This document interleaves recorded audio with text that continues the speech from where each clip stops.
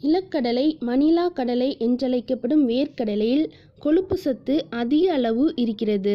ஆனால் அது நல்ல கொழுப்பு. உடம்புக்கு தேவையான புரத சத்தும் அதிகமாக உள்ளது. வேர்க்கடலை சாப்பிட்டால் அதிலிருந்து உடம்பில் சேரும் சர்க்கரையின் அளவு மிக மிக குறைவு. எனவே சர்க்கரை வியாதிக்காரர்கள் வேர்க்கடலையை எவ்வித பயமுமின்றி அளவாக சாப்பிடலாம். வேர்க்கடலையில் உள்ள மெக்னீசியத்திற்கு இன்சுலினை சுரக்கும் ஹார்மோன்களை துரிதப்படுத்தும் தன்மை உள்ளது.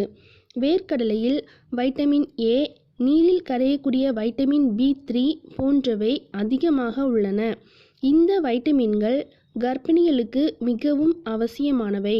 இந்த சத்து பொருட்கள் குறைந்தால் பிறக்கும் குழந்தை நரம்பு கோளாறுகளுடன் பிறக்க வாய்ப்புள்ளது. வேர்க்கடலையில் நைட்ரிக் அமிலம் உள்ளது.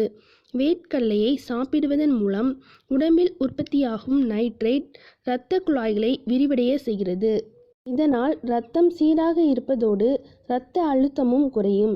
வேர்க்கடலையில் உள்ள ஆன்டி ஆக்சிடென்ட்ஸ் உடம்பில் உள்ள தேவையற்ற கழிவுகளை நீக்கிவிடும்.